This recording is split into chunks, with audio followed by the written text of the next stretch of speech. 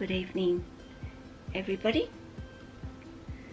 I was going to get Jessie out, then I thought I'll get Amaya out, and then who's at the door but a pony, weren't you? You were saying, Mum, I'll come out, I wouldn't mind coming out, so hence why I have little Apani. But we're going to talk about feeding, and not necessarily you at all, though I guess that it is about you, because all snakes, you know, they store fat in them, and they do that instinctually out in the wild. They'll get as much feed in over the summer months, because generally in winter their food source is pretty depleted, and they're not, I'll never get away from Jed barking no matter what time of the day it is. It's like it's 10 to 9 at night. But yeah, they will generally go and brumate and hide away, and well, they'll get their deed done in terms of mating, which is that time of the year for these guys, the Antaresia.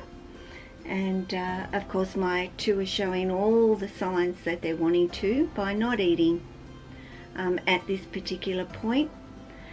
I know that they've had plenty of feeds over the summer months, that it's not going to hurt them to miss even a couple of months over this time of not eating.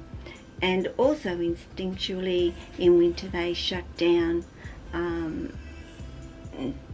in feeding, because they have plenty of fat stores there that they know they'll do quite well with. But the problem is that we've got captive kept snakes, and it is so different for them, because we are tending to not necessarily overfeed our snakes, though we are to some degree. None of my, the likes of Jessie, Amaya, Tessa, example, don't stop feeding over the winter months, and they will eat consistently over the winter. Jack might miss one meal, and is quite happy to take a small rat over the winter, which tells me something anyway. Lily completely shuts down, but then she is ovulating and getting ready to make room for those eggs, so she doesn't want to fill her belly up with, you're not really seeing a pony, are you, with any food. But what I'm getting to is, even so, it is not how often you feed or that time frame, it's what you're feeding that you really need to think about. I've always been one to say feed smaller feeders more often. I feel that is much healthier for your snakes, rather than a larger feeder less often. After Jack having this operation and Josh opening him up, and the amount of fat that Jack had in him that Josh removed, because he didn't need that much fat in there at all. But I had a pretty good discussion with him about this, and telling him my belief is smaller feeders, no matter what size your snake is. I have said go by the size of the girth. In terms of saying to people, thank you for that beautiful tongue being stuck out on my lip there, Apani.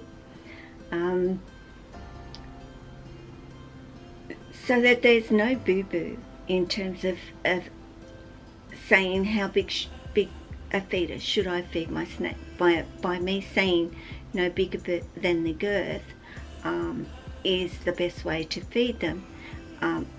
I don't want to see a lump in their belly. There is no need to see even the slightest bulge in their belly. That's too big. So feeding smaller feeders more often. Why?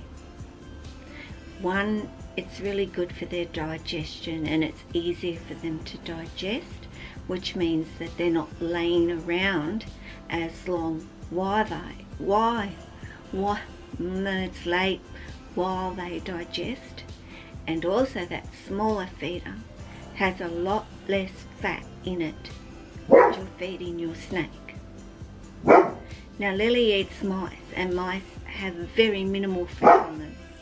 For those snakes, pythons that eat chicks, they're also getting a lot less fat on them.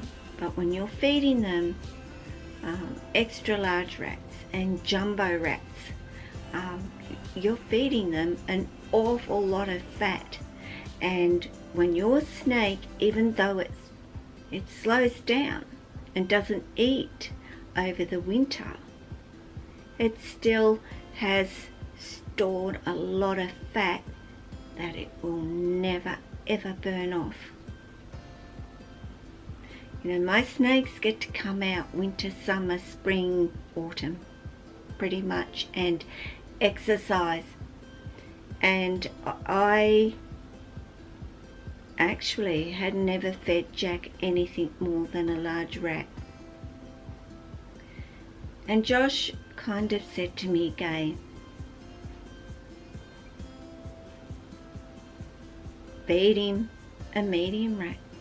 I would rather you feed him a medium rat and a small rat in a meal, or feed him a medium rat every week, than a large rat.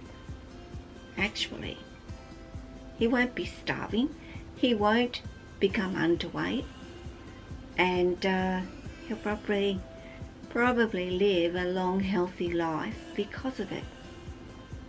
So I've had to rethink the whole way that I have been feeding my snakes.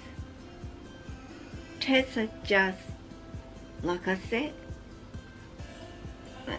one after the other she would take.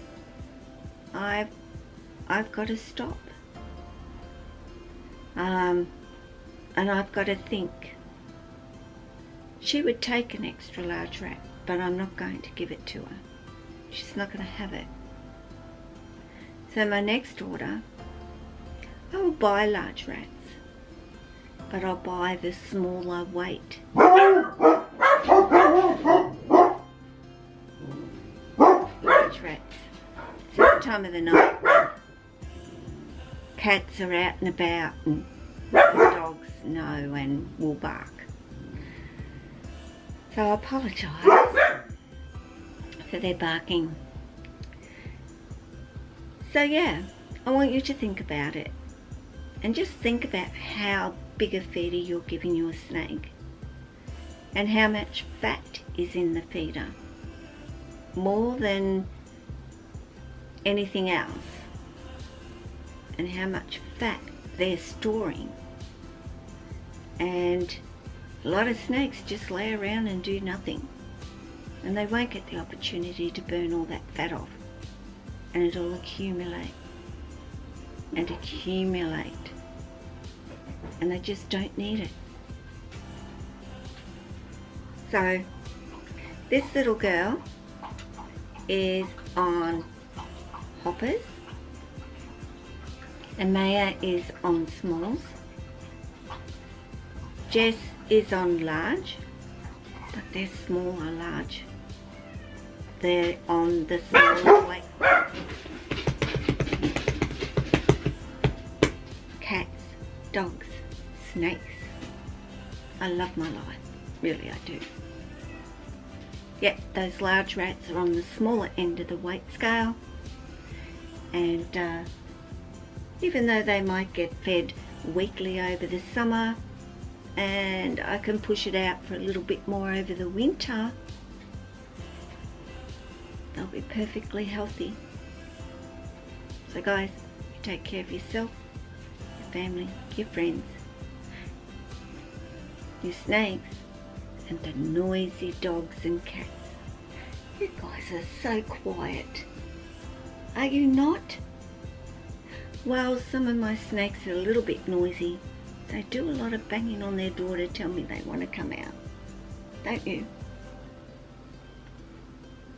Ciao.